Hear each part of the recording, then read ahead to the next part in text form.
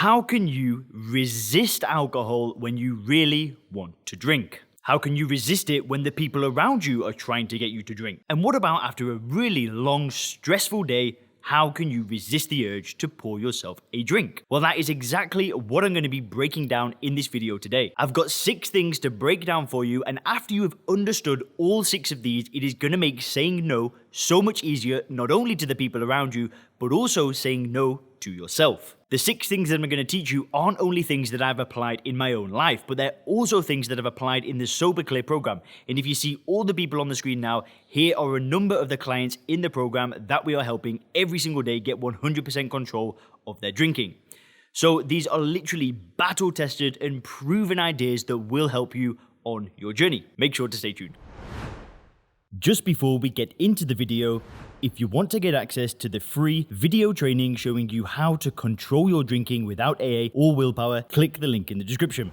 I'll be showing you how to use the mental model called First Principles Thinking to get control of your drinking. I'll be talking about the 5 critical mistakes that 90% of drinkers make, and I'll also be sharing the 2 phases of becoming sober clear. You do not want to miss that training video. It will change your mindset around drinking forever so you can start getting your health, career, confidence, and relationships back on track. Click the link in the description for instant access. So, the very first point and the foundation of everything when it comes to stopping drinking is using first principles thinking. This was the foundation that I built my sobriety on, and it's the foundation that I built my worldview and paradigm on, where I start to see alcohol for what it is. And the way I see alcohol is as a poison, I see it as ethanol, and I see it the same way as I would see somebody drinking bleach, which means that I've got absolutely no desire to drink it whatsoever. Now, first principles thinking is a mental model. I've actually made a number of videos talking about it, and there's a free training in the description below. But just to quickly summarize, what it is a mental model where you break down complex problems into all of its component parts. So in terms of alcohol, you really look at everything that you think you know about alcohol. You research the drug itself, you research the idea of being an alcoholic, you research willpower, you really just break down everything that you think you know about a problem and then rebuild it from the ground up. You let go of everything that you thought you know, you let go of all of the common sense out there, and then just build this new paradigm. Like I said, there's more details on that in the description below. But that is the foundation for everything. If you want to be able to say no to alcohol with ease, that is the foundation that you need. Which leads me to the second point, which is you want to get yourself to a point where you actually realize that there is nothing to give up in the first place. Now, I know that sounds hard to believe, and I know it sounds a little bit weird, but there really is nothing to give up. Because when you see alcohol for what it is, you realize that it's a drug, it's a poisonous drug, and it's ethanol, and there is not a single use for that drug in the human body. And you want to get yourself into that state of mind, and that may take time, right? The first principles thinking is not just a flick of a switch. It takes time, it takes study, it's going to take introspection, and it's really going to take you being open-minded and just letting go of all of the beliefs that you're holding on to that are really keeping you stuck. That is not for everybody. Not everybody out there really has the courage to let go of ideas that they've held for 20, 30 years. But if you're able to let go of those ideas and you go through first principles thinking, you can get to a point where you literally see alcohol for what it is. So the idea that you're actually giving something up, it isn't even there. You're not giving anything up. All you're doing is choosing a different life because there's nothing to give up because alcohol doesn't do anything for you at all. If you drank bleach every day and then you stopped drinking bleach, you wouldn't say that you've given something up. You'd just say that I'm free from bleach drinking. Thank God for that. But you want to get yourself into that state of mind.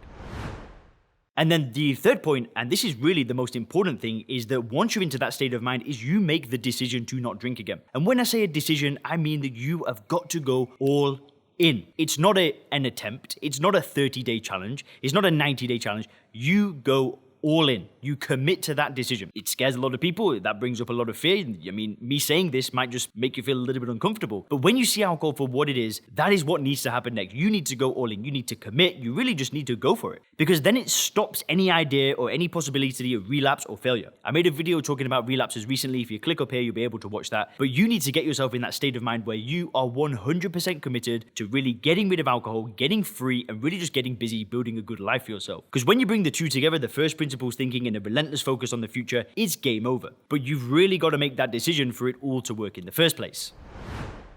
Which leads me to the fourth point, and it's to realize that the people that are offering you drinks and the people that are actually encouraging you to drink are delusional. They are falling for an illusion. There is nothing good about drinking. If somebody has 1 or 2 drinks of bleach, you would not look at that person and say, I want to be like them. But why is it like that with alcohol? You've got to be able to basically rise above. If somebody's there saying, go on man, have one, just have one. Why don't you have one? Blah, blah, blah, blah, blah.